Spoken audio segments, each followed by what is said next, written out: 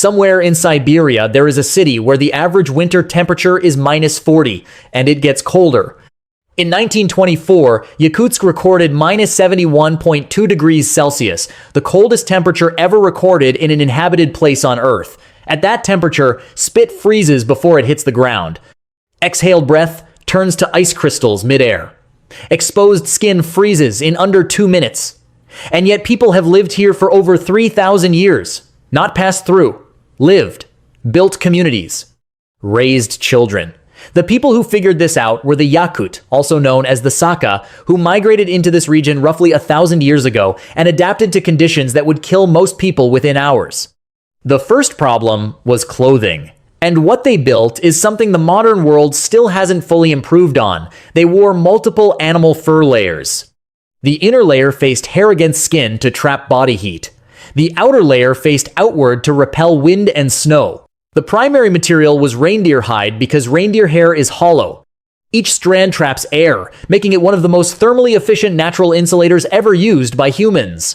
Boots were fur inside, fur outside, dried grass packed between layers as added insulation.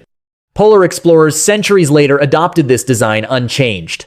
The traditional home was a balagan, low walls of logs packed with mud and manure, ceiling deliberately kept low to reduce the air volume the fire had to heat. The door always faced south, less wind exposure, and windows were stretched animal stomach lining, thin enough for light, sealed enough to block the cold. The fire burned constantly. Letting it go out wasn't a comfort problem, it was a death sentence. Fuel in a near treeless frozen landscape was scarce. The Yakut burned dried dung, dried moss, and scrub wood gathered from protected riverbanks, the only places trees survived. Every piece of burnable material was rationed with the same care we give to money. Because in a Yakut winter, fuel was survival. Most food was frozen solid before it was eaten. Not cooked and frozen, just frozen. Solid blocks of meat and fish cut with a saw. The cold was the refrigerator. Food stored outdoors at -50 needed no preservation, it kept indefinitely. A dish called stroganina, thin shavings of raw frozen fish, eaten directly as they're cut, is still eaten in Yakutia today, unchanged. The fat content of the diet was extraordinarily high. Not because they didn't know better, because fat is the most calorie-dense fuel a human body can run on in extreme cold. The Yakutian horse, shorter, stockier, covered in an extraordinarily thick coat, survived outdoors at -60 without shelter. They found food by breaking through ice with their hooves to reach frozen grass beneath. Animals that sustain themselves without consuming your scarce resources are worth more than gold in a -60 winter. The frozen Lena River, one of the world's largest, became a road. Ice 2 meters thick carried people, loaded sleds, and eventually vehicles for months every winter.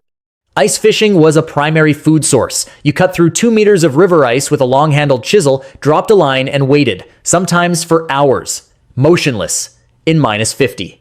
Moving too much burned calories they couldn't spare. Making noise scared the fish. The cold punished urgency and rewarded stillness. Snow, counterintuitively, is an excellent insulator. A properly built snow shelter holds -7 inside when it's -50 outside. That gap is the margin between dying and surviving. Children were taught survival skills from the time they could walk. A Yakut child who couldn't build a shelter, start a fire, and read weather by age 10 was a child whose parents had failed them. The elderly were not a burden. They were the most valuable members of the community, carrying decades of environmental knowledge that couldn't be written down and couldn't be replaced. Storytelling wasn't entertainment, it was the data storage system.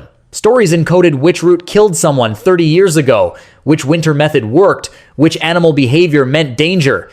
Yakutsk in deep winter has fewer than 3 hours of sunlight per day. For weeks at a time, the community lived entirely by firelight. Their solution to the darkness was routine. The day had a structure. Even without sunlight, the community itself became the clock.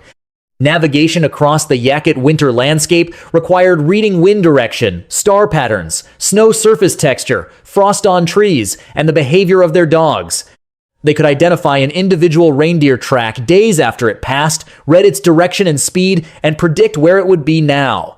Getting caught in the open during a sudden temperature drop was not an emergency. It was a death scenario. And the Yakut knew it the way we know not to step into traffic.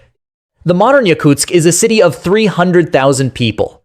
But it sits on permanently frozen ground permafrost, which means every building must be raised on stilts to prevent its own heat from melting the ground beneath it and sinking.